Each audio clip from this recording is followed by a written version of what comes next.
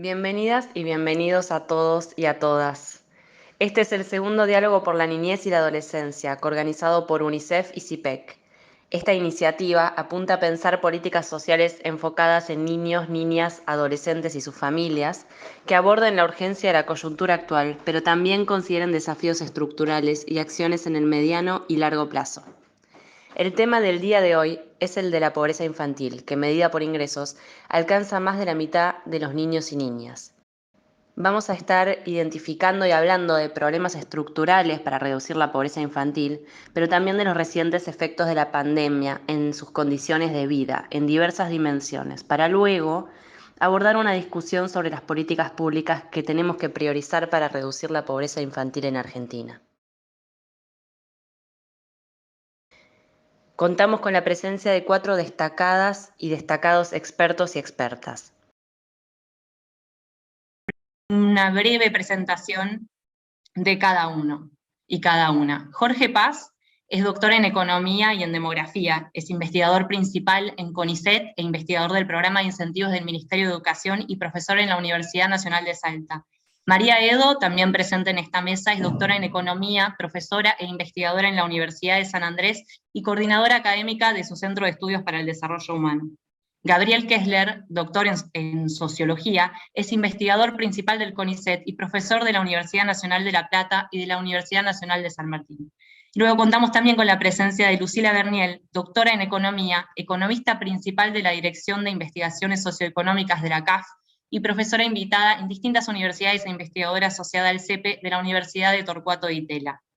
En primer lugar, en este evento voy a hacer preguntas a cada orador y cada oradora, que va a tener 10 minutos para responder, y luego habrá una ronda de preguntas más cortas. Si alguno o alguna del público presente en el Zoom quiere hacerle una pregunta a cualquiera de los expositores o expositoras, la puede hacer por chat y vamos a apuntar a retomarla en la segunda ronda de preguntas cortas. El diálogo también se está difundiendo en paralelo, en vivo, vía YouTube. Empiezo con una pregunta para Jorge Paz.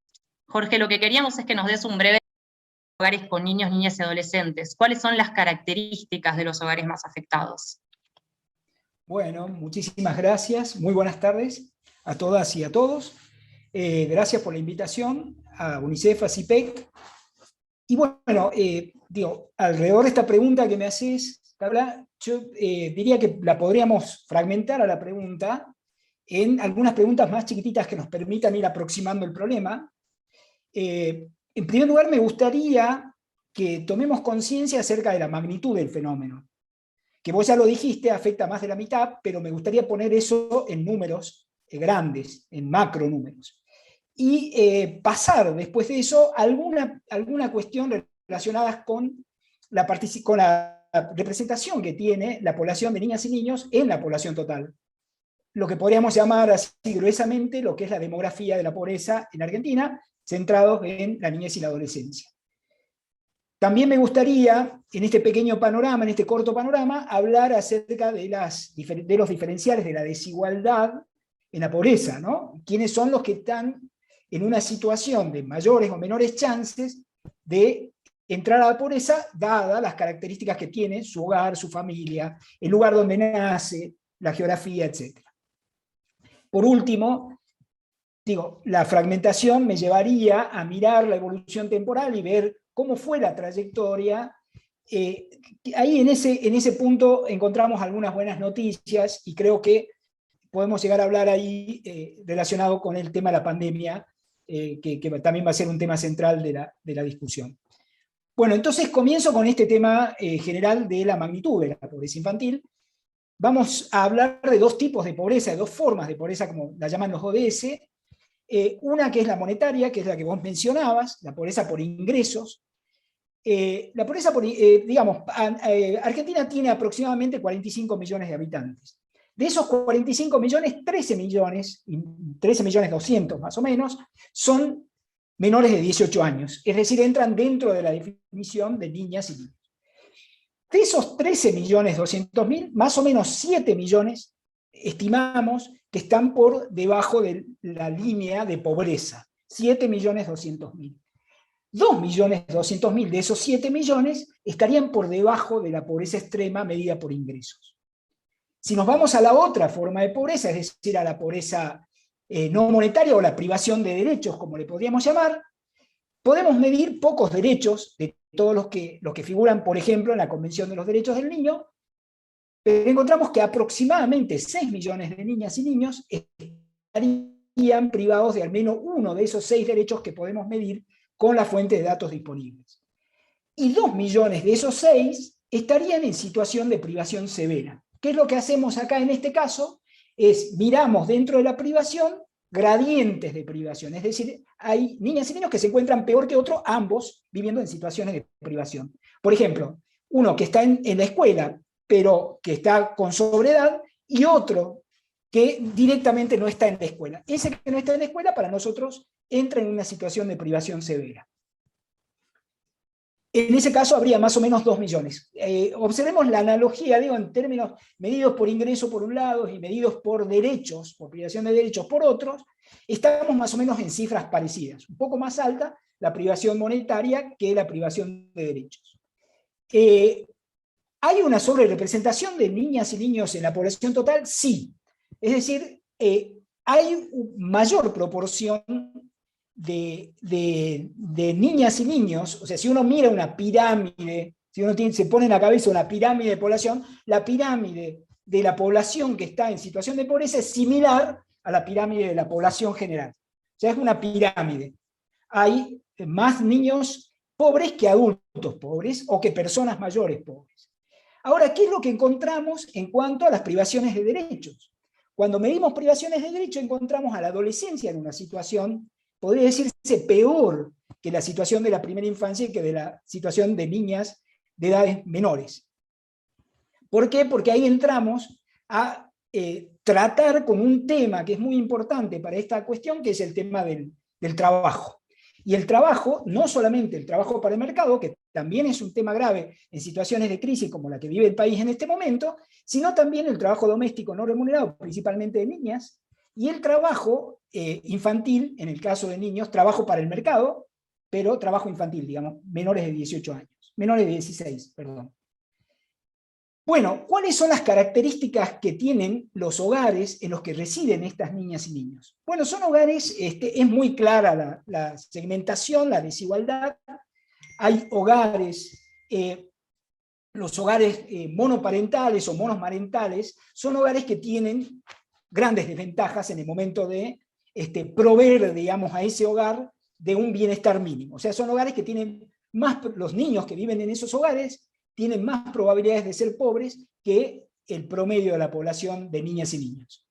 También hay diferencias que son notables. Digo, por ejemplo, si uno mira la inserción laboral de la persona de referencia del hogar, que puede ser una jefa o un jefe de hogar, uno encuentra que la probabilidad de estar en la pobreza de una jefa o jefe de hogar que está en una situación de informalidad laboral tiene muchísimas más chances de ser pobre que una persona, que un hogar similar cuya persona de referencia sea una asalariada o asalariado formal, ¿no?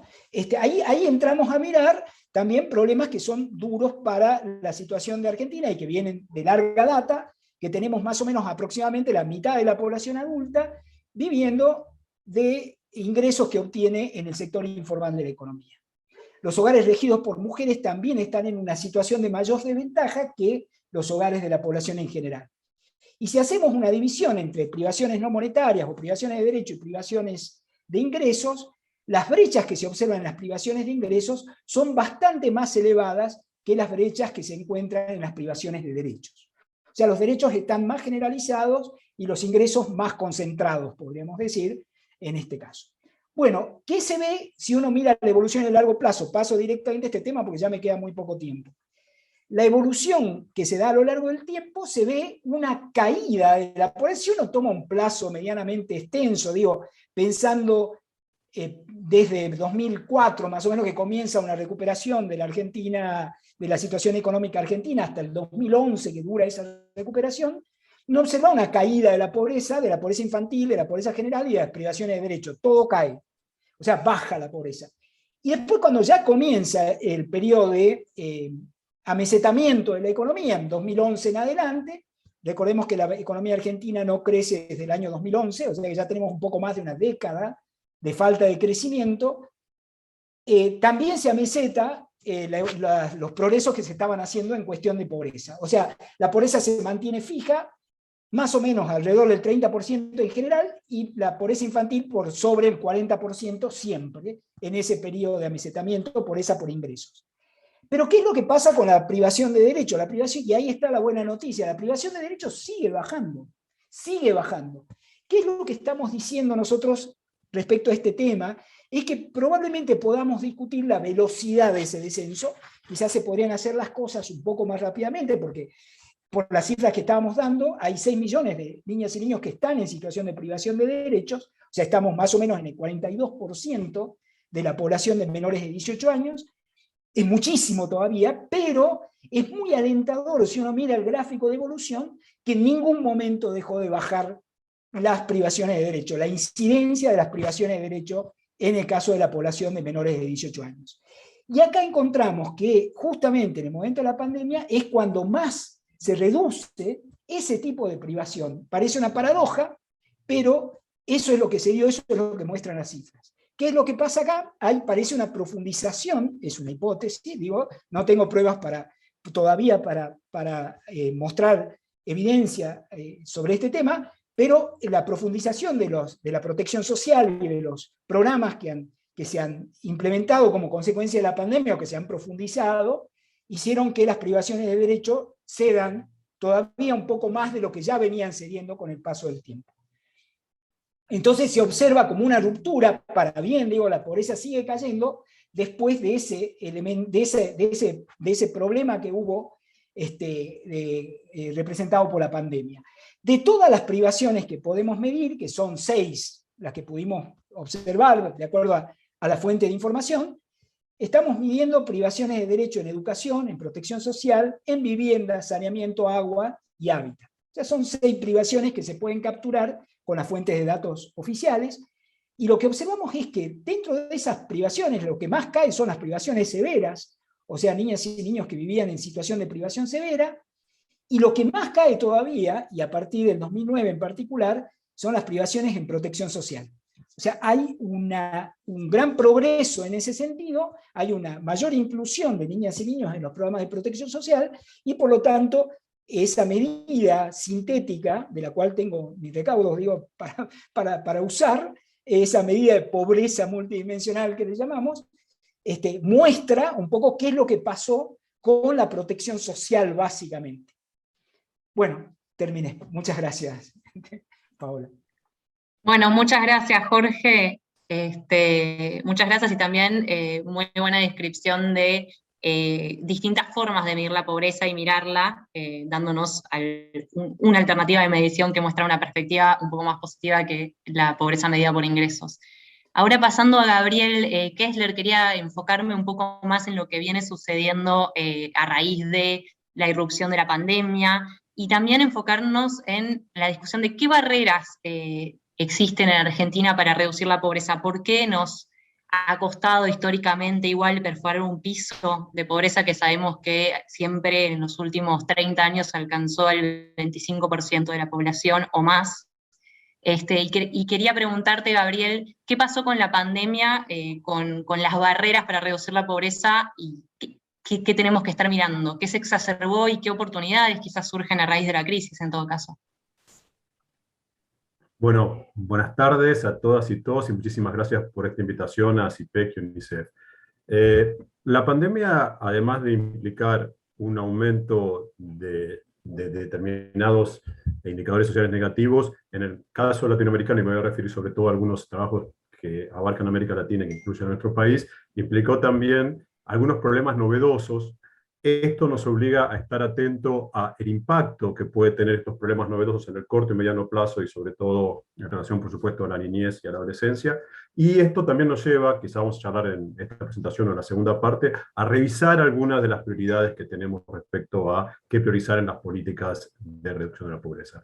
Cuando uno mira los trabajos de distintos organismos internacionales de salud, de educación, de derechos de las mujeres, etc., hay una palabra que estuvo presente en toda América Latina, en todos, sin que se hayan puesto de acuerdo: retrocesos. Setback en inglés, retrocesos. Hubo retrocesos en indicadores positivos que venían mejorando, como recién dijo Jorge, durante por lo menos las 2 primeras décadas del siglo XX. Y eso es muy llamativo y muy preocupante, porque el retroceso de los indicadores sociales implica, por un lado, revisar qué pasa con el indicador en general, pero también, por supuesto, revisar quiénes son los sectores que se ven más afectados por estos retrocesos de cada indicador social. Y, por supuesto, hay un aire de familia entre quienes se ven, digamos, más afectados por este retroceso de los indicadores sociales. Este tema es central cuando hablamos de la niñez y la adolescencia, porque los retrocesos sociales tienen impacto en el corto, mediano y largo plazo. Y por eso esto nos obliga a estar atentos a lo que se llama el efecto trayectoria. ¿Qué es el efecto trayectoria?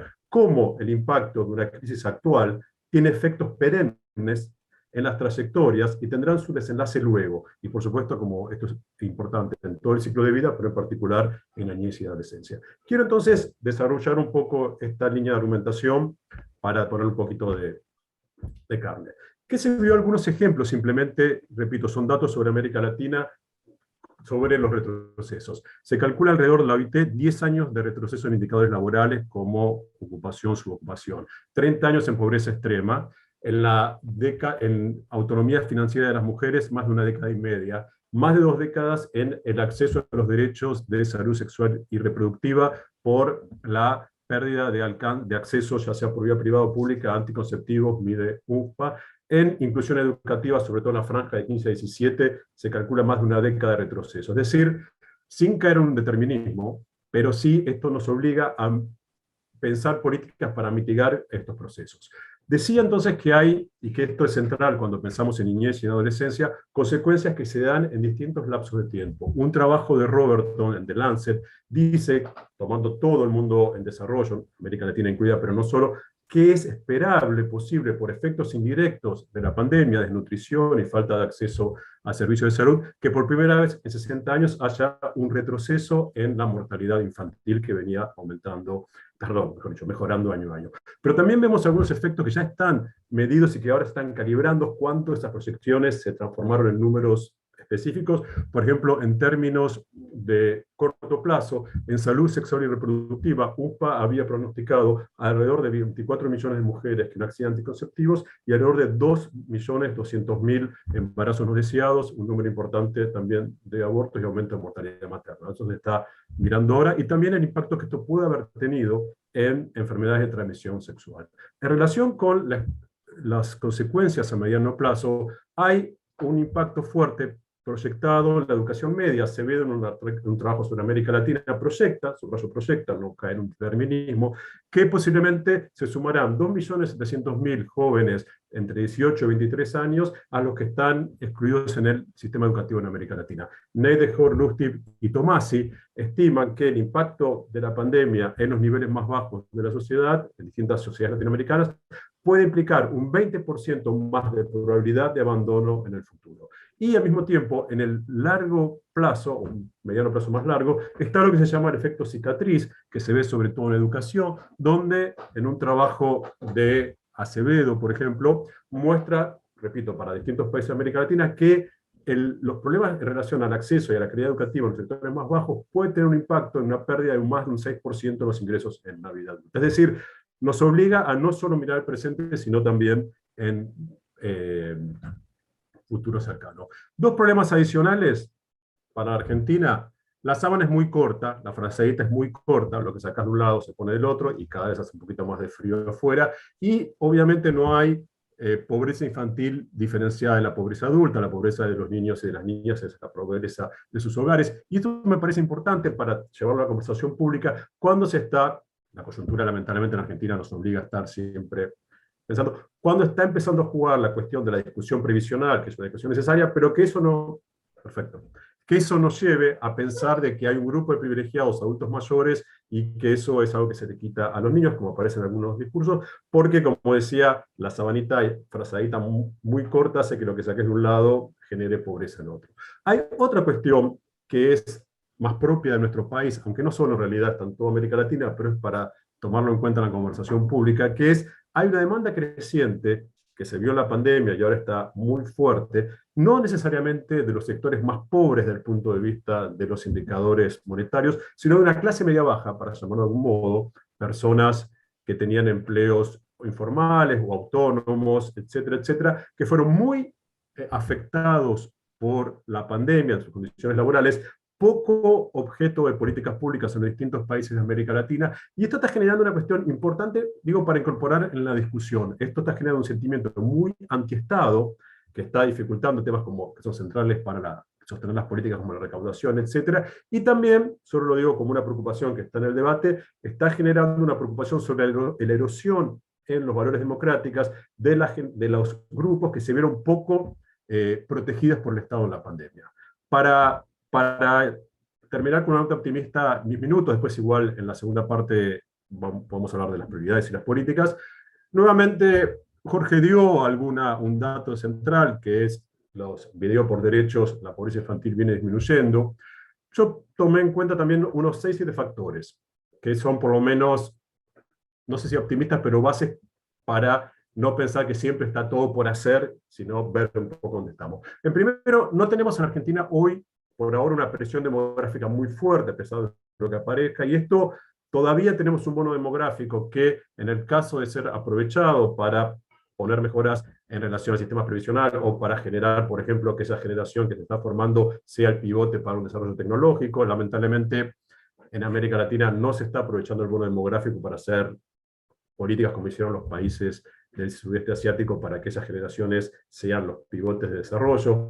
No tenemos una fuerte migración rural-urbana, y esto permite que las infraestructuras de las ciudades puedan ser objeto de mejoras cualitativas y no necesariamente necesitamos muchas, digamos, nuevos lugares para quienes están accediendo, como en los momentos, décadas anteriores, donde hubo mucha migración urbana. Tenemos una paridad de género en el sistema educativo, tenemos un sistema inclusivo, digamos, Argentina, comparado a otros países de América Latina, tiene una paradoja que es, tiene alta inclusión y fuerte segregación y segmentación interna, pero tenemos ahí un primer valor para marcar en casi todos los indicadores, que es inclusión. Tenemos, con algunos vaivenes, una disminución de enfermedades infectocontagiosas. Las políticas para reducir los embarazos no deseados están dando ciertos resultados, por distintos motivos, pandemia, etc. Y hay conversaciones interesantes, por ejemplo, sobre el tema de incorporar la cuestión de los cuidados dentro de la economía popular. El Ministerio de Desarrollo Social, junto a otros ministerios, está promoviendo conversaciones donde cuestiones ligadas al cuidado entran en una discusión sobre qué es trabajo productivo, qué es lo que genera valor. Esa discusión es importante para el bienestar de los niños y las niñas, sobre todo los sectores más importantes. Tenemos una buena cobertura digital, eso en los hogares, es decir, la cobertura digital en la Argentina es buena, y eso está promoviendo la idea de que puede ser un país competitivo en las nuevas generaciones en relación a la provisión de servicios internacionales. Y tenemos un país que tiene un nivel de creatividad importante, identidades locales cada vez más fuertes, transformaciones en la subjetividad de las nuevas generaciones, pero tenemos una sensación, con esto termino, tenemos un país muy pesimista, cuando uno lo compara con el resto de países de América Latina, yo diría con bastante razón. Esto genera un tema de desconfianza, esto genera el temor de distintos tipos que influyen en la socialización de los jóvenes, y ahí tenemos un tema subjetivo a trabajar que de algún modo está en el bienestar físico y emocional de las nuevas generaciones. Pero eso creo que tenemos que trabajar nosotros como adultos para ver qué podemos transmitir a las y los niños y adolescentes. Termino aquí, así dejamos para la próxima parte. Gracias. Bueno, muchas gracias, Gabriel. Muy descriptivo el panorama, tanto de los efectos negativos de la pandemia en las trayectorias, como también un final algo más esperanzador, con algunas cosas buenas y logros que tenemos en el país, sobre los cuales podemos construir. Ahora justamente, en la segunda parte, pasamos a discutir un poco de la política pública. Le voy a dar la palabra a María Edo, para que comente un poco sobre las políticas de ingresos, que todos sabemos las políticas de ingresos son centrales para reducir la pobreza y han jugado un papel significativo en Argentina, como por ejemplo aquellas de transferencias monetarias, la UH, que todos conocemos.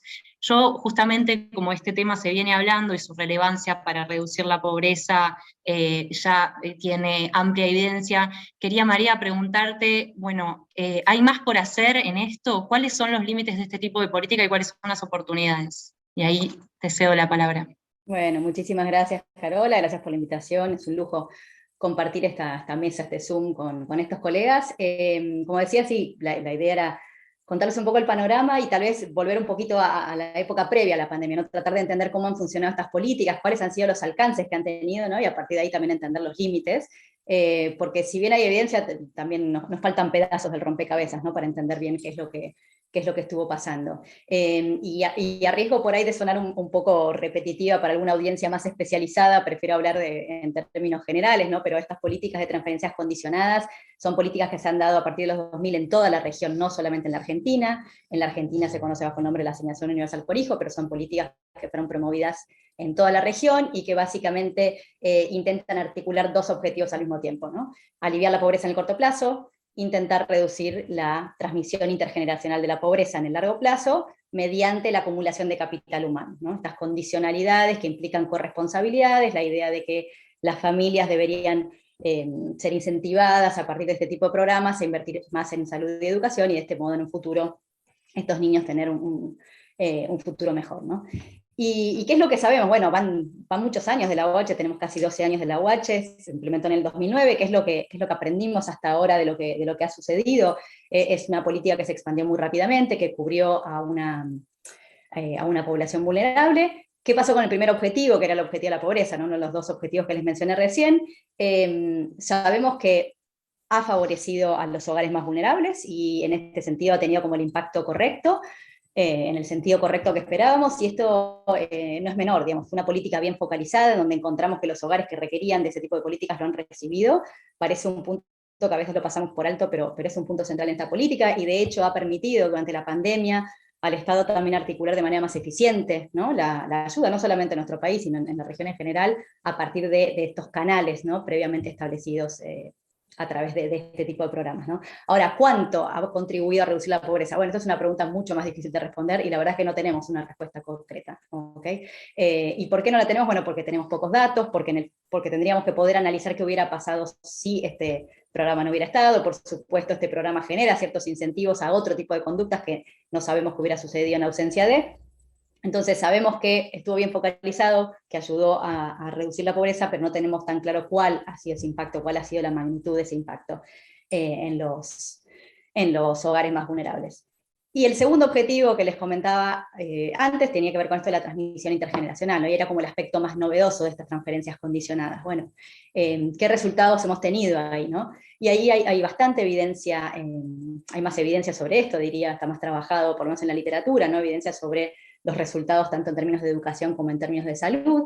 En general, lo que se ve en la región en general, pero para Argentina encontramos cosas parecidas, tiene que ver con ciertas mejoras en general en indicadores de acceso. ¿A qué me refiero con indicadores de acceso? Bueno, mayor asistencia a la escuela, ¿no? Mayor matriculación, mayores niveles de vacunación, mayores consultas, ¿no? Controles médicos de los niños. Y ese tipo de indicadores en general en la región se ve que han mejorado, pero también se ve en simultáneo que sabemos menos, porque hay un poco menos de evidencia sobre qué es lo que pasó con los indicadores más de resultado, ¿no? Que son los que en el fondo nos interesan, qué pasó con las tasas de graduación, qué pasó con los aprendizajes de esos niños, qué pasó con sus capacidades formativas para el mundo del trabajo, qué pasó con la salud de estos niños, ¿no? Sabemos el acceso, pero no conocemos efectivamente cómo fue su desarrollo infantil, si esto mejoró ciertos indicadores de desarrollo cognitivo, emocional, o lo que fuera, ¿no? Entonces ahí tenemos un poco menos de información. ¿Qué sabemos en concreto para la Argentina? Para la Argentina, para educación tenemos alguna información, sabemos que la Asignación Universal por Hijo de vuelta ha tenido algún impacto en asistencia, sabemos que esto varía mucho según la edad y el sexo de los niños. En general en primaria, en el nivel primario ha tenido un impacto muy pequeño, menos de medio punto porcentual para que se den una idea, alrededor de medio punto porcentual, pero esto también tiene que ver con las altas tasas de asistencia en el nivel primario, ¿no? Entonces no era esperable tener impactos demasiado altos porque las tasas ya eran muy altas. Sí vemos también que la asignación universal por hijo ha contribuido a mejorar, o a reducir, mejor dicho, la deserción intraanual, ¿no? O sea, el niño que vemos en marzo en la escuela, la UH ha permitido que sostenga con una mayor probabilidad la escolaridad a lo largo del ciclo lectivo, y lo volvemos a ver en la escuela cuando lo vamos a ver en noviembre, ¿no? Ha permitido reducir esta deserción intraanual, lo cual ha llevado muy naturalmente a una mejora en las tasas de graduación del primario, no siempre en las edades teóricas, ¿no? Después lo voy a decir más rápidamente, pero para las mujeres logran graduarse más cercanas a las edades teóricas, en cambio los varones, la UH contribuye a que se gradúen de la primaria, pero en edades más avanzadas, con cierto rezago, como entre los 15 y los 17 años.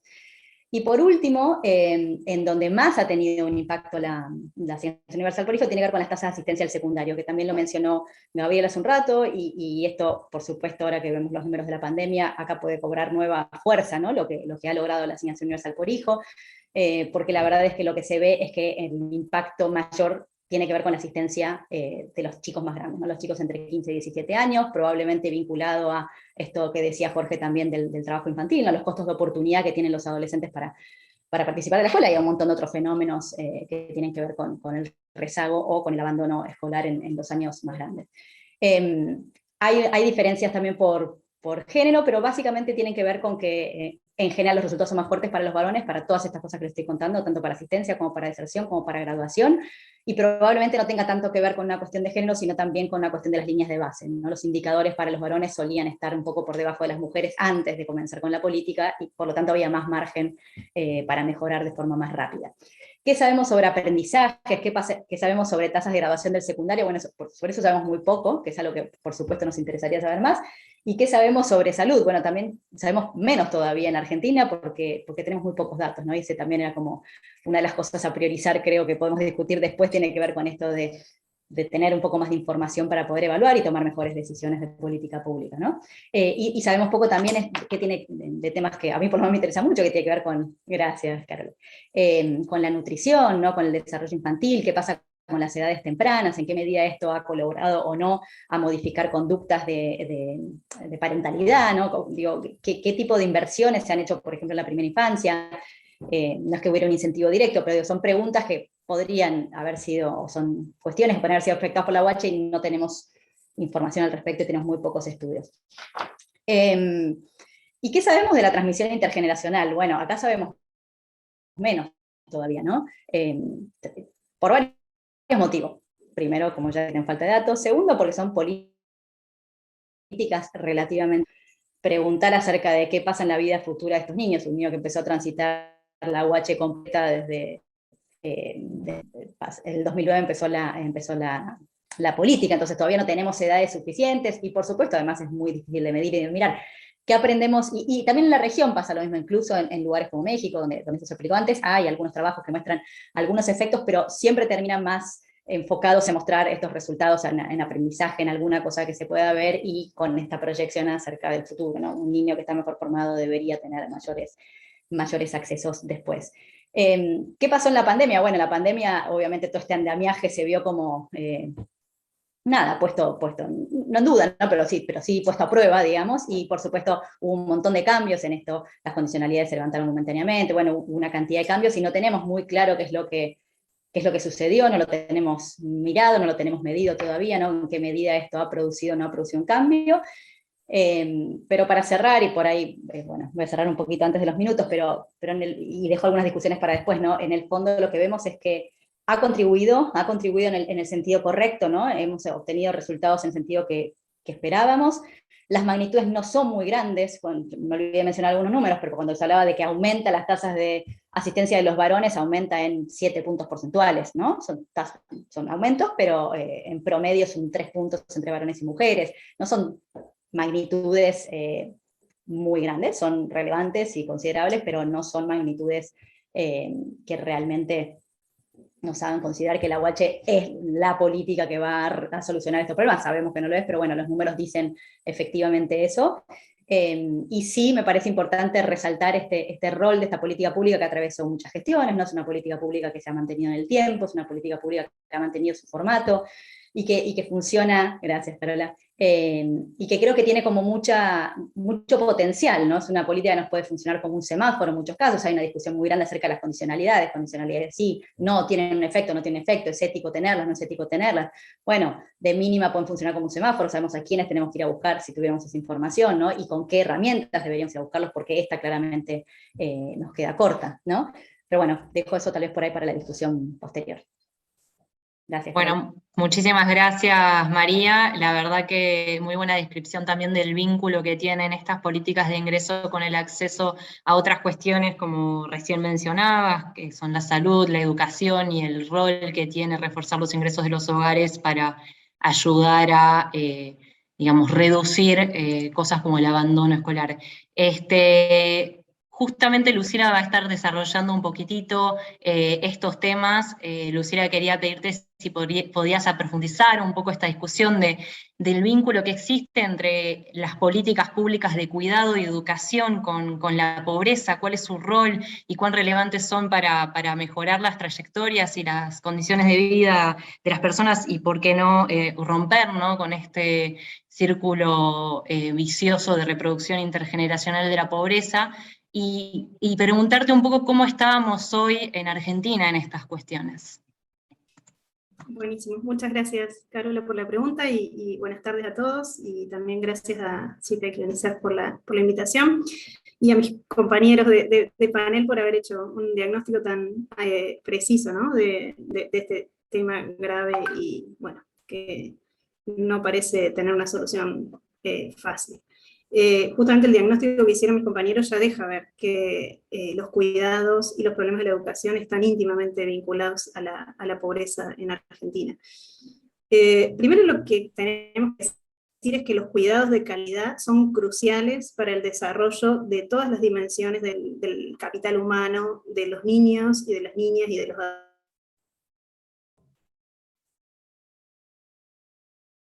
Una buena inserción, una buena inclusión social y altos niveles de bienestar en la adultez. Entonces ahí ya tenemos un vínculo, ¿no?, entre cuidados y bienestar futuro. Y por supuesto no hace falta abundar sobre la importancia de la educación para el mismo objetivo.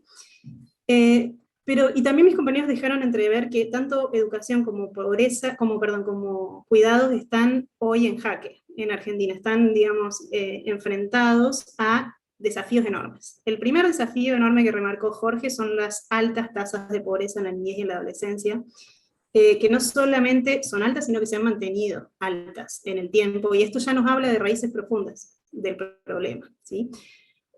Infancias pobres se asocian a desigualdades, en particular a una desigualdad de oportunidades que luego es difícil de revertir más adelante en la vida. El segundo gran desafío que afecta tanto a los sistemas de cuidado como a los de educación son los cambios en la organización social y familiar, que esto obviamente no es de hoy, es de décadas recientes, y hoy estamos viendo materializándose estos cambios en la organización familiar. La mayor participación laboral de las mujeres está de la mano del aumento en la participación de los hogares monoparentales, de los hogares monoparentales de jefatura femenina, además, y también de los hogares biparentales de jefatura femenina. Si nos vamos a los censos de, por ejemplo, 1970 en Argentina, encontramos que los hogares biparentales de jefatura masculina eran el 70% del total de los hogares, y hoy son solo el 50% del total de los hogares.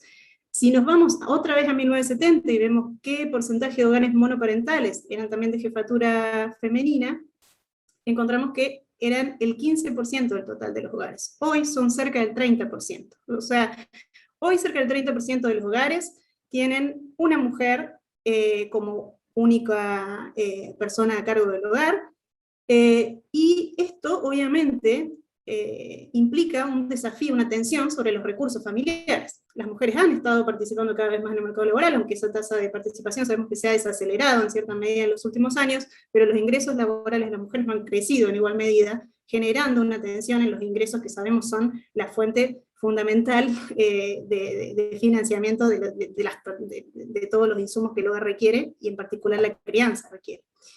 El tercer gran desafío que afecta a los sistemas de cuidado y de educación es todo el lastre que está dejando la pandemia. ¿Sí? Ahí yo no quiero tirar más pálidas, diría Gabriel, pero creo que lo que comentaba Gabriel es clave, ¿no? Hay algunos efectos que se materializaron de corto plazo, pero que vamos a esperar en largo plazo que sean más graves aún, ¿sí? Todo lo que tiene que ver con la introducción de las trayectorias escolares o de los aprendizajes, todo lo que tiene que ver con la irrupción de temas de violencia en algunos hogares y de desconexión de los chicos de sus grupos de pares, un montón de otros aspectos que hacen al desarrollo socioemocional pueden materializarse más adelante en el tiempo. Otros grandes desafíos que afectan a estos dos sistemas son comunes a toda América Latina y a muchas otras regiones del mundo, que son temas relacionados, por ejemplo, a la tasa de dependencia. Digamos, ahí Gabriel mencionaba que no estamos en Argentina tan presionados por el cambio demográfico, aunque nuestra tasa de dependencia no es baja respecto a otras regiones a otros países de la región, incluidas otras regiones del mundo. Tenemos muchos adultos mayores y personas con discapacidad a quienes cuidar, y esa atención, ese tiempo dedicado a estas poblaciones a veces desplaza recursos que en otras circunstancias hubieran sido dedicadas a la atención o al cuidado de la niñez y la adolescencia. Entonces, ahí tenemos un gran punto a atender que nuestros sistemas de cuidado obviamente no han atendido comprensivamente. Y por último tenemos dos grandes cambios que están ocurriendo: el cambio tecnológico, que sabemos que afecta o amenaza la empleabilidad de ciertos sectores de la población, en particular aquellos sectores a quienes el sector educativo no ha sido capaz de darle las herramientas o las competencias transversales que los hagan adaptables a los nuevos escenarios de demanda laboral, y esto pega desproporcionadamente más en los grupos de menor nivel educativo en nuestro país, y ya estamos viendo efectos en ese sentido. Por ejemplo, y por lo pronto, lo que sucedió con el teletrabajo. Y por último tenemos el cambio climático y todo el tema de la degradación ambiental y la degradación del hábitat. Ahí también tenemos a las poblaciones más vulnerables más afectadas. Y hay un impacto del cambio climático y una interacción entre el cambio climático y la degradación ambiental y los sistemas de cuidado y educación. No sé si me están escuchando, porque creo que se cortó. Sí, te estamos escuchando. Sí. Bien. No, se habían quedado todos frisados y no sabía si seguía. Pero bueno, ahí el cambio climático, mediando por todos los aspectos de salud, hacen que las tareas de cuidado se complejicen, porque afectan la salud de los niños, y en particular de los niños más vulnerables, y también el cambio climático afecta las trayectorias educativas en muchos casos.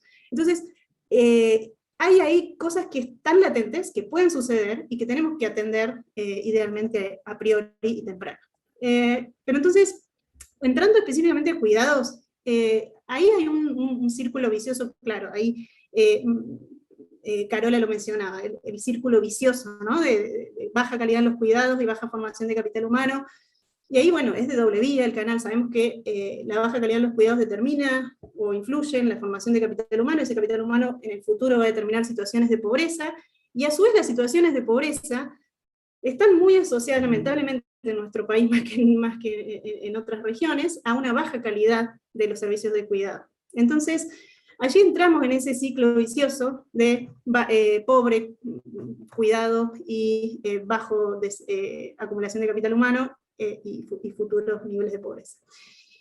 Y entonces ahí la preocupación tiene que estar en entender qué es el cuidado de calidad y cómo la política pública puede mejorar los servicios de cuidado y convertirlos en servicios o en actividades de calidad que sí promuevan el capital humano. Y ahí me gustaría esquematizar un poquito tres elementos centrales que tienen que tener cuidado de calidad. Nosotros escribimos un libro hace unos años en los que tratamos estos temas en CAF, y decíamos en aquel momento que el cuidado de calidad tiene que tener tres componentes o tres insumos centrales: el tiempo, los recursos materiales, entre los cuales por supuesto el dinero es clave, y un conjunto de reglas y valores que organizan y estructuran de alguna manera la vida familiar. Estos tres elementos, por supuesto, tienen un grado de sustitución entre sí, pero son muy complementarios, y es crucial entender esa complementariedad. ¿Por qué? Porque tiene implicancias de políticas, y la primera que se cae, digamos, de maduro al reconocer que son complementarios, es que las transferencias condicionadas de ingreso, que son transferencias de ingreso, por más que conlleven a una corresponsabilidad y a una condicionalidad, no van a hacer magia y no van a resolver el problema de cuidado de calidad. Entonces, ya sabemos que solo dotando a las familias pobres de ingresos asegurados para la niñez no va a resolver el problema.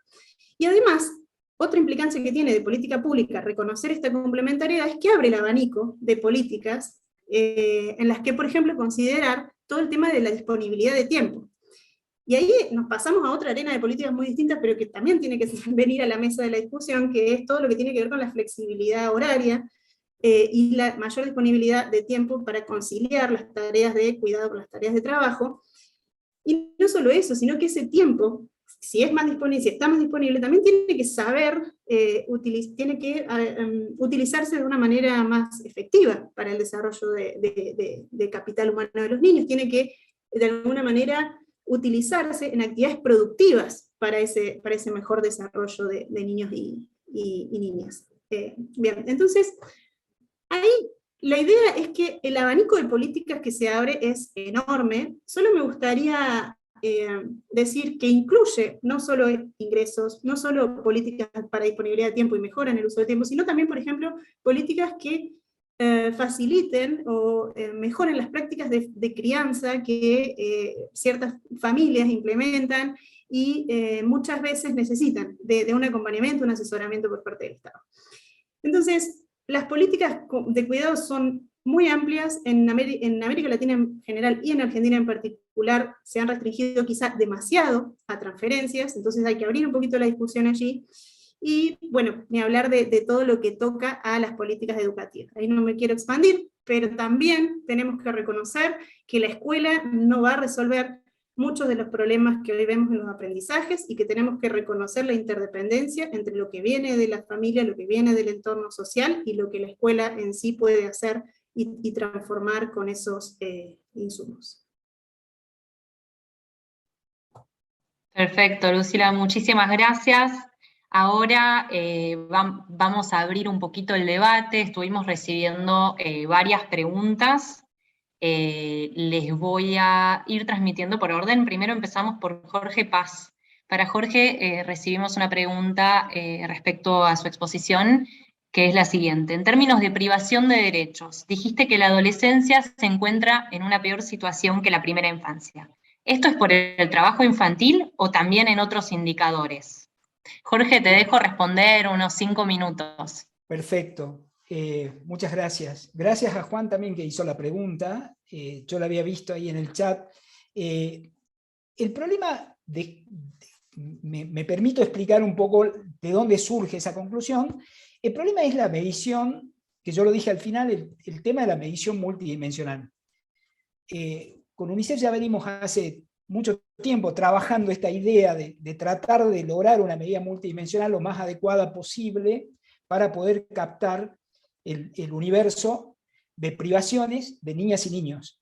Pero cuando uno quiere entender la pobreza multidimensional de toda la población, se enfrenta al problema de la medición de qué dimensiones vamos a considerar. Y ahí es donde aparecen estas cuestiones. Es decir, uno puede llegar, que es lo que hacemos cuando medimos pobreza multidimensional en niñez, podemos llegar a esa población que es una población bastante homogénea en cuanto a cuáles serían los elementos constitutivos de su bienestar: educación, salud, protección social, vivienda. Eso estamos todos de acuerdo. Ahora, en la medida multidimensional lo que uno quiere tener es una medida, resumen, sintética de lo que le pasa a toda la población. Y ahí es donde tenemos que seleccionar de cada grupo poblacional alguna dimensión que sea particularmente relevante. Y es donde encontramos este problema. Pasados los 18 años, el elemento que entra a jugar como central es claramente el mercado de trabajo. En las personas mayores, claramente la seguridad social. Y entonces cuando incluimos estos factores, la medida de pobreza lo que nos están mostrando en realidad es una dimensión que está funcionando más o menos mal dentro del sistema social general de un país.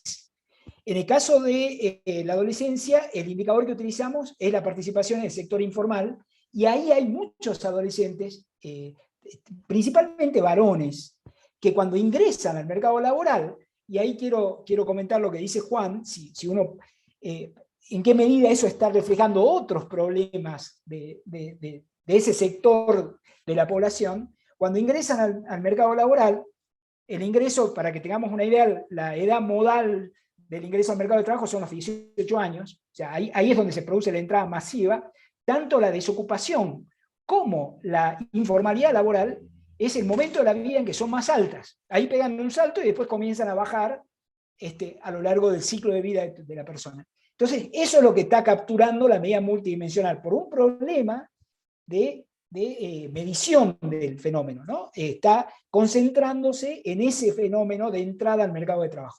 Y ahí hay muchos jóvenes que están en la informalidad. Entonces, ahí es donde se impone el grupo como un grupo, una privación, perdón, que está reflejando un problema real de la economía, que es la entrada hacia un ciclo, digamos, de trabajo de poca calidad, de trabajo informal.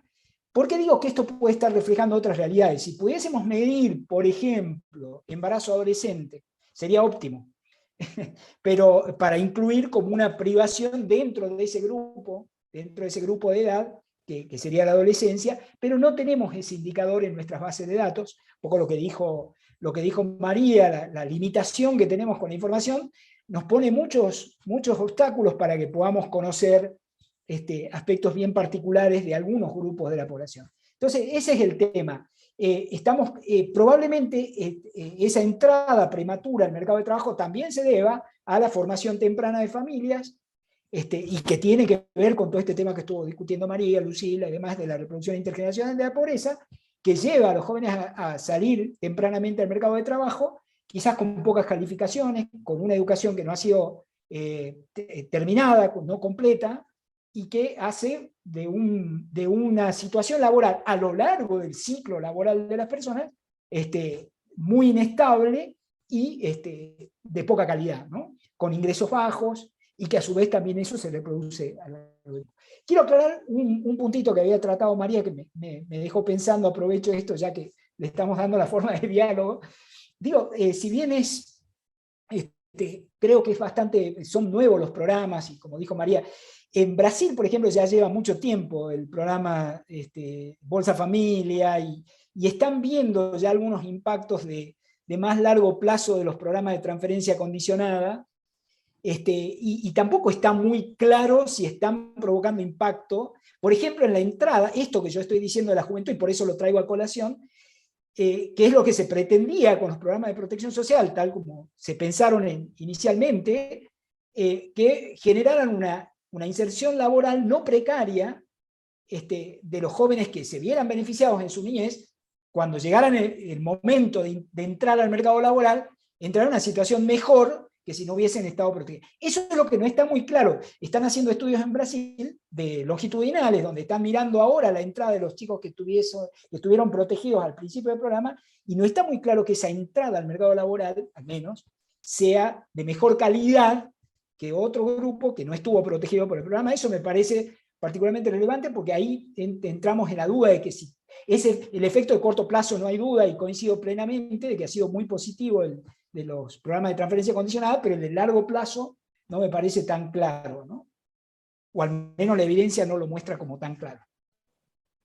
Bueno, muchas gracias, Jorge. Después hay preguntas para todos y todas, así que cuando retomen la palabra te van a poder responder. Pero la segunda pregunta que teníamos era para Gabriel Kessler, y es la siguiente. ¿Los retrocesos de Argentina estuvieron a la par de otros países de Latinoamérica? ¿Fueron mayores o menores?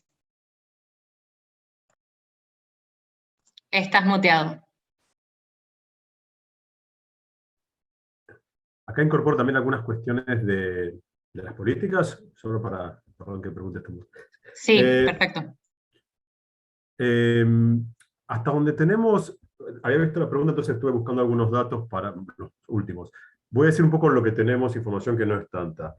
En relación a un indicador central que fue el exceso de mortalidad, es decir, cómo la pandemia produjo más muertes de las que estaban dentro de los niveles históricos de cada país, que es una manera de medir en relación con la población de cada país el exceso de mortalidad, hay un estudio muy confiable de Oxford, que se llama Our World Data de Oxford, que dice que Argentina estuvo, aclaro primero una cosa, toda muerte es tremenda, ¿no?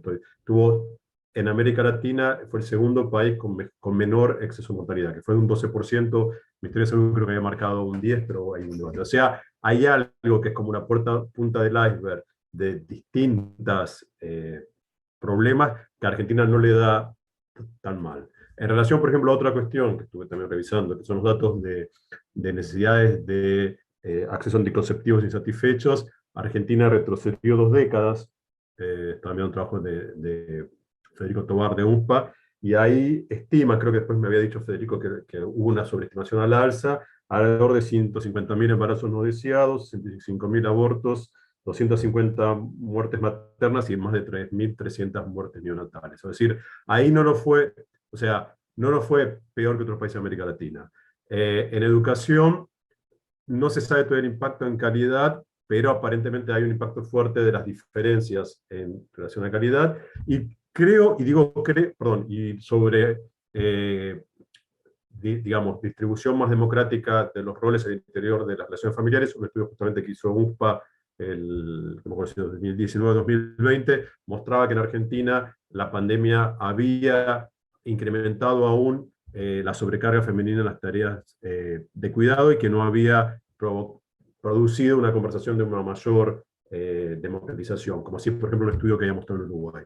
Yo creo que igual, cuando digo creo, es porque ahí todavía nos falta un poco de datos, donde nos va muy mal, como no es tanto en indicadores sociales, sino en indicadores laborales y económicos, porque ahí creo que hay 4 o 5 cuestiones para tomar en cuenta. Se está viendo, repito, ahí todavía nos falta un poco más de datos, una expulsión acelerada de personas de edad media del mercado de trabajo, y sobre todo si son mujeres, en función de teletrabajo, etc. Entonces eso, por supuesto, va a tener un impacto en, digamos, en el bienestar. Hay una cuestión ligada a la inestabilidad económica, y digo así pensando en la inflación y la imposibilidad que esto tiene para que los hogares acumulen pequeños logros económicos, y eso, que es algo que en general no está en los indicadores de desigualdad, porque generalmente vemos fotos, está precisando ser introducida en la discusión sobre el bienestar. O sea, yo creo que los indicadores sociales, si los vemos, no nos va a ir tan mal. Creo que ahí el exceso de mortalidad, no estamos todos comparativamente, no nos fue tan mal, pero cuando veamos indicadores más laborales, etcétera, va a ser más complicado, y sobre todo los indicadores más económicos. En ese sentido, 3 cuestiones muy breves. Creo que sí es necesario incluir, como se ha hecho, digamos, una mirada, o sea, voy a decir de otra manera, nada es neutro en términos de desigualdad, nada es neutro en términos de cómo afecta a la niñez y a la adolescencia. Entonces, incluir en nuestros indicadores de los temas que sea, una inversión pública, una inversión privada, si se hace un puente acá o allá, si es una ruta, y por supuesto las inversiones directas, cómo esto puede tener un impacto potencial en reducir la pobreza y la desigualdad de las niñas y de los adolescentes. Creo que esa mirada transversal es preciso incorporarla en cualquier tipo de política, no solo, por supuesto, en las políticas que se ha charlado, que están específicas en relación a la infancia.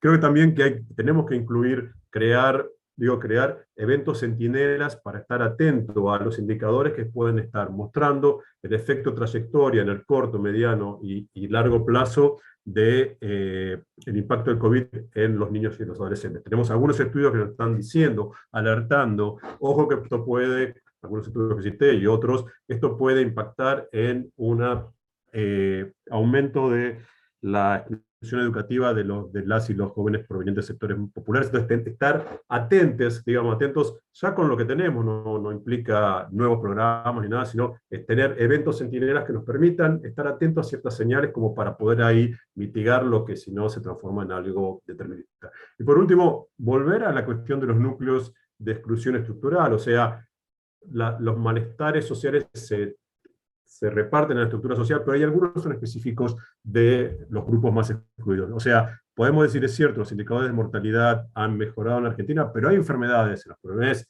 emergentes o reemergentes, que son las enfermedades de la pobreza, que sí están concentrados en determinados grupos. Y eso sigue existiendo. Pueden nombrar una que parece una vergüenza que todavía existiendo, mal de Chagas, sigue existiendo, y hay algunos indicadores que tampoco son muy claros, porque es una enfermedad que está, lo digo, perdón, no quiero ser irónico, como pasada de moda, no tiene mucha presencia en la conversación pública, pero sigue, según estudios que se hayan hecho, creciendo exponencialmente, sobre todo en algunas provincias de exclusión. Entonces, hay núcleos de exclusión estructural que están en general alejados de las áreas metropolitanas, de las cámaras, aún de las formas de visibilidad pública. En general, la exclusión extrema es la que ni siquiera podemos dialogar acá, la que ni vemos, y hay necesidad de avanzar sobre eso, que son siempre, en general, son siempre enfoques territoriales. Es el territorio, y es un enfoque más federal, que es una deuda central de la Argentina, en relación al acceso al bienestar. Entonces yo creo que ahí pondría las prioridades. Gracias. Gracias, Gabriel. Ahora teníamos otra pregunta para María Edo. ¿Es posible rever compatibilidades de la UH? Por ejemplo, con pensiones no contributivas, y condicionalidades, por ejemplo, las que se suspendieron durante la pandemia. Bueno, gracias, Carola. Sí, ciertamente creo que hay muchas cosas para rever y para mejorar, ¿no? Creo que el punto que quise hacer al final es que es un punto de partida que por lo menos ha cumplido con ciertas expectativas. Como bien decía Jorge, la expectativa de la transmisión intergeneracional nos queda ahí el signo de pregunta, pero ciertamente en pobreza y en algunos indicadores de acceso que no son menores, ¿no? Que los niños estén asistiendo a la escuela y se gradúen más de la escuela primaria, debería ser algo que celebremos, aunque no sean las magnitudes que esperemos. De hecho, referido específicamente al tema de las condicionalidades, cuando hicimos el estudio, y este estudio fue hecho con gente, algunos de los que están acá, participantes de acá, fue encargado por UNICEF, para el ANSES, junto con el CEDLAS, una de las cosas que más se discutió a partir de ese estudio fueron esos, ¿no? ¿Qué potenciales cambios en las condicionalidades, qué potenciales cambios del programa podrían mejorar esta segunda parte, ¿no? Este aumento de la acumulación de capital humano.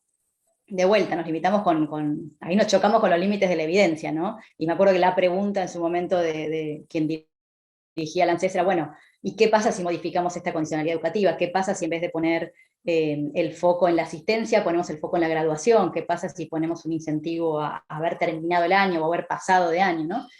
Y la respuesta es que no sabemos en el sentido de que nosotros pudimos evaluar este programa con un paquete, ¿no? Por las limitaciones de los datos, y entonces, perdón, que acá peco muy de académica y economista que no se quiere jugar con la respuesta, ¿no? Pero la verdad, lo cierto es que sabemos que este paquete, así como estaba, funcionaba como les conté. Ahora, si empezamos a modificar las condicionalidades, podemos tenerlo mejor, podemos tenerlo peor, no está muy claro, ¿no?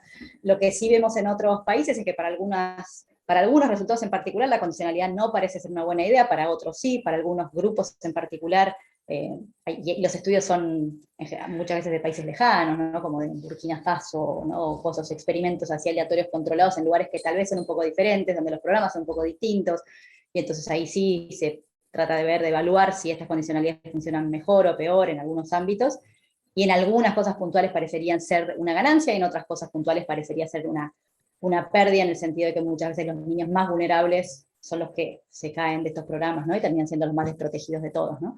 Entonces creo que hay espacio para rever, creo que se toca la política pública y tenemos poca información, por lo menos local o cercana, fehaciente, en donde podamos realmente confiar en esos resultados para estar seguro de las decisiones a tomar, ¿no? Pero ciertamente hay espacio para eso, hay políticas que se pueden rever, y sobre todo creo que así como está, digamos, aún sin implementar cambios, se podría utilizar mejor esa información, ¿no? El solo hecho de saber que hay un niño potencialmente que podría perder el acceso a un programa como la Asignación Universal por Hijo debería darnos la pauta, ¿no? Debería ser un semáforo rojo que nos indique que tenemos que ir a atender, y que lo tenemos que ir a atender con otros recursos del Estado, que claramente no son las transferencias de ingreso, como bien dijo Lucila, que evidentemente no fueron suficientes para lograr la inserción en la escuela, o lograr los controles, o lo que fuera.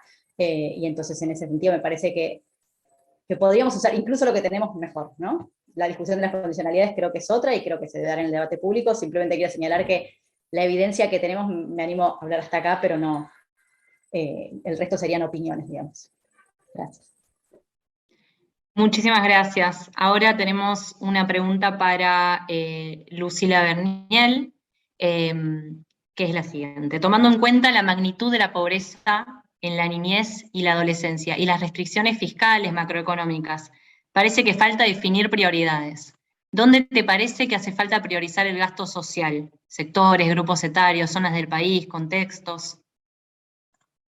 Qué pregunta, ¿no? Bueno, creo que me tocó la más fácil. Bueno, es una gran pregunta, por supuesto. de muy difícil respuesta, tenemos pedacitos, digamos, de información que a lo mejor nos ayudan a priorizar en un contexto de restricción fiscal muy, muy grave, por el que estamos pasando en Argentina y bueno, también en otros países de la región.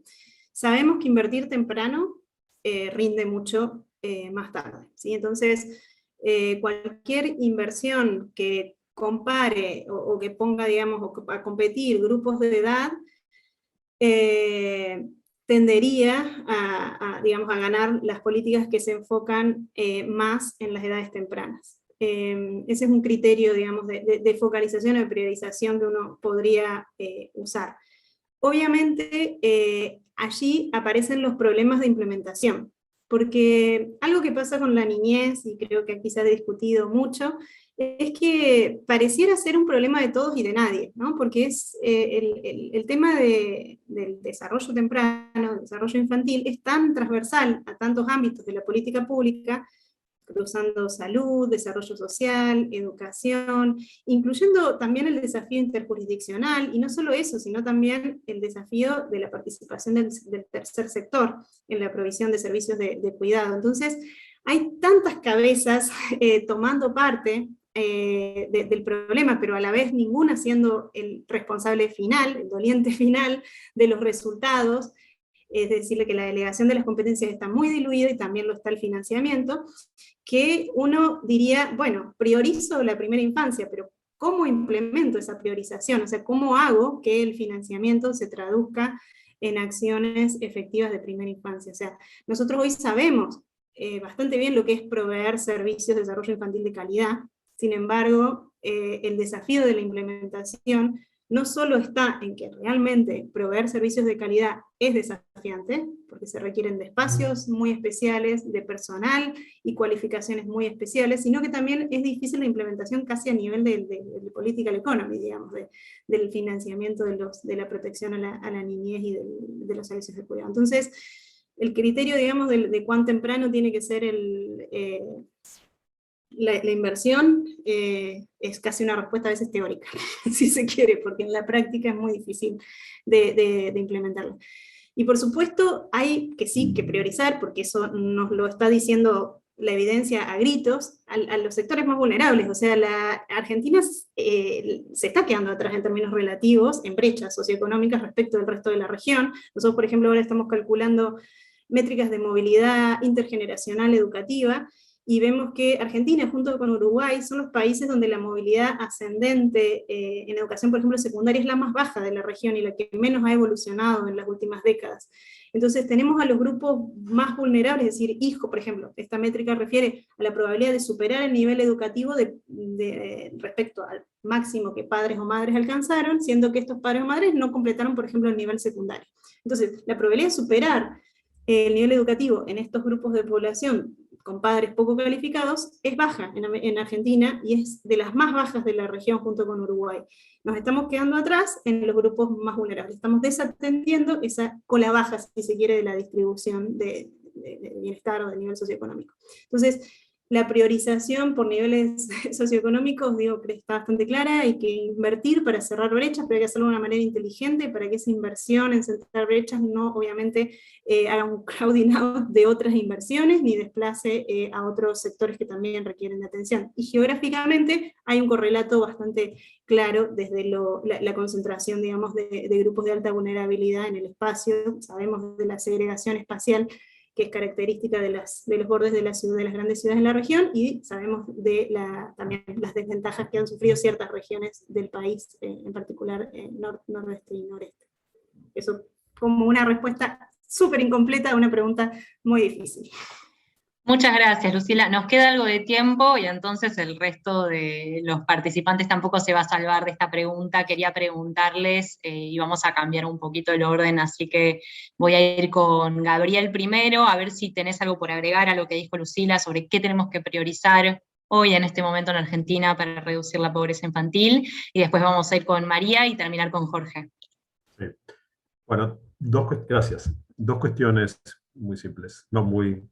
Una es una cuestión más indirecta, que es, está bastante demostrado que en la medida públicos, o mejor dicho, que los sectores medios hayan defeccionado los servicios públicos tienden a disminuir su capacidad porque hay menos capacidad de advocacy y de presión. Entonces, hay un tema en América Latina que lo dicen varios expertos, que es en la medida en que queda la idea de que el sistema público es para los más pobres, el que no puede pagar un sistema privado, eso ya es un límite bastante importante a la capacidad de empoderamiento de los usuarios y los usuarios de sistemas públicos para lo mejorar. Y eso es un tema. Entonces es un tema para tomar en cuenta, que podemos poner énfasis, pero hay algo ahí que es problemático. Eso es por un primer lugar. Entonces, como que es una cuestión a tomar en cuenta, no de fácil resolución, pero digo para tomar en cuenta. Lo segundo, voy a tomar, justo estaba mirando las preguntas del chat, aprovechar algo que es una pregunta sobre la cuestión, dos preguntas, las preguntas sobre la cuestión digital, para dar también un tono optimista.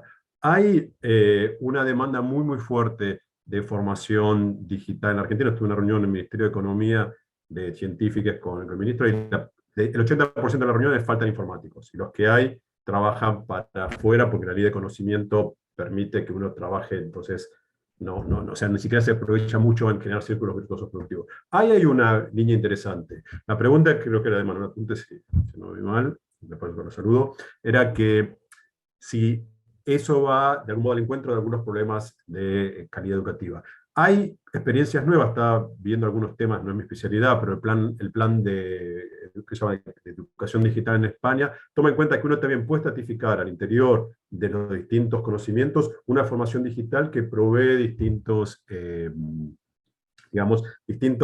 puestos dentro de un mundo digital, porque por ejemplo en la Unión Europea faltan más de 1 millón de puestos en temas digitales. Entonces me parece que hay algunas líneas interesantes, o sea, si yo estuviera en educación, fomentaría de la manera que se puede, que está siendo muy difícil, mayor presencia en ese tipo de formación. Ahí Argentina tiene algunas ventajas, repito, por la buena conectividad, que eso es la diferencia que se hace con algunos países asiáticos, para el trabajo online. Entonces me parece que hay algunas líneas interesantes para pensar, pero bueno, requiere consensos, estabilidad a largo plazo y que las políticas se continúen. Pero bueno, yo para dejar algo optimista, que es lo que todos nos estamos preguntando, cómo generar algo más productivo, termino con esto. Yo creo que en relación a la infancia más o menos sabemos qué hacer. No es que no sabemos qué hacer. Faltan a veces...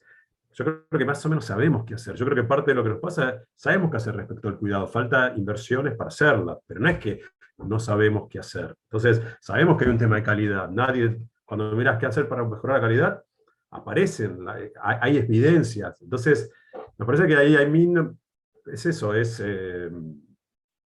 cómo los recursos para hacer las cosas que más o menos sabemos que hay que hacer. Gracias. Bueno, gracias a vos, Gabriel, y ahí le cedo la palabra a María. Bueno, gracias por incluirlos en la respuesta difícil. Yo voy a complementar un poquito lo que decía Lucila. A mí también la primera respuesta que me salía tenía que ver con esto de, como dice Gabriel, no sabemos un poco por dónde ir, y uno de los, bueno, de los lugares en donde más ha crecido la literatura es en esta idea de la inversión temprana, ¿no? De cómo esto rinde después, y esto es todo lo que explicó Lucila hace un rato, y yo creo que ahí hay algo, y lo voy a poner en relación a tanto la UH como las políticas de cuidado que dijo Lucila, ¿no? Entonces, esta podría ser un criterio de focalización, un criterio de priorización de recursos, ¿no? Esto de invertir a edades muy tempranas. Creo que podría ser un camino que podríamos tomar. Entiendo que esto estaríamos pensando claramente por ahí en pobreza más en el futuro, ¿no? Si la pregunta era más para el hoy, esta respuesta los va a dejar insatisfechos, pero creo que priorizar ahí puede ser algo que dé resultados muy interesantes, y en ese sentido, de vuelta, la asignación universal por hijo podría usarse en ese sentido, ¿no? De hecho, hay una asignación universal por embarazo, tenemos ese registro, sabemos quiénes son, sabemos dónde están, y como antes preguntaban eso, las condicionalidades, ¿se podría hacer algo más en términos educativos? Bueno, podríamos pensar cosas que tuvieran que ver con el desarrollo infantil temprano, ¿no? No sé si condicionalidades es la palabra, pero sí un seguimiento, ¿no? Sí, algunos incentivos que permitan mejorar resultados en ese tramo etario que es tan relevante, y sumo a esto que decía Lucila, ¿no? En términos de la pobreza, en las políticas de cuidado, ¿no? Si nosotros sabemos, y hay muchísima evidencia que muestra que la participación laboral de las madres crece a partir de los servicios de cuidado, ¿no? Y entonces ahí podemos tener como otra pata una política de cuidado que podría sumar en el presente, ¿no? A poder aliviar un poco la pobreza de estas familias, pero ahí se enciende como una lucecita de alarma, porque también la literatura señala muy fuertemente que digamos que para tener estos rendimientos en el futuro necesitamos educación de calidad, como lo dijo Lucila muy bien, ¿no? Y esta educación de calidad es muy específica, no es que una intervención a edades muy tempranas per se va a rendir sus frutos en el futuro, ¿no? Hay estudios de hecho que muestran que un niño que va a un jardín o a un centro de estimulación temprana de mala calidad puede tener resultados aún peores que quedándose en su casa, ¿no? Entonces no es neutro, no es que podemos tener resultados neutros o positivos, sino que puede haber incluso resultados negativos. Entonces simplemente subrayo un poco lo que dijo Lucila, lo uno, la asignación universal por hijo, creo que hay un correlato en lo que podría permitir a las mujeres participar del mercado laboral, pero todo esto sujeto a una restricción muy fuerte que tiene que ver con remarcar esto de la calidad. Para los resultados de los niños más mayores, de 4 o 5 años, el resultado parecería ser un poquito robusto, ¿no? Pero para los niños muy, muy pequeños, esto de la calidad es como un punto muy central y no hay que perderlo de vista. Muchas gracias, María. Y bueno, finalmente le cedo la palabra a Jorge para esta pregunta tan difícil, a ver si tiene algo más para agregar, siendo el último de los tres.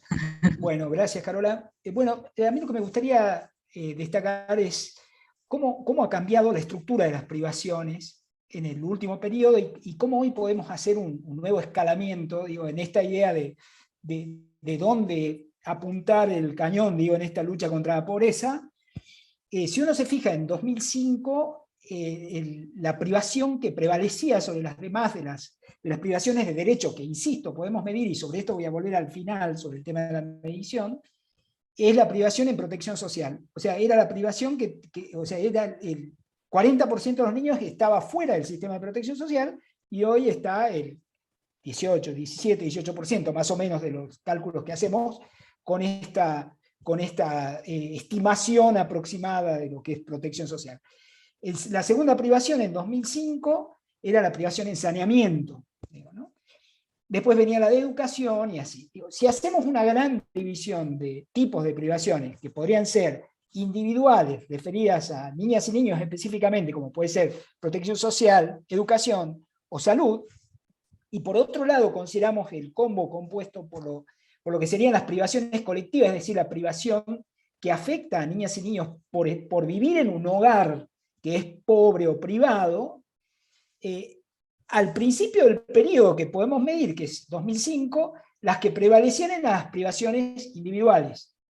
Y hoy, mirado en 2021, es como que esas fueron fuertemente atacadas, bajaron mucho, pero la baja que han sentido las privaciones más bien colectivas del hogar, saneamiento, agua, vivienda, hábitat, no bajaron tanto como aquellas. Es decir, como que la inversión, y en ese caso también tomo algo de lo que se dijo en el panel, la inversión en esas áreas fue un poco menos agresiva, si se quiere, en el buen sentido, para atacar ese tipo de pobreza.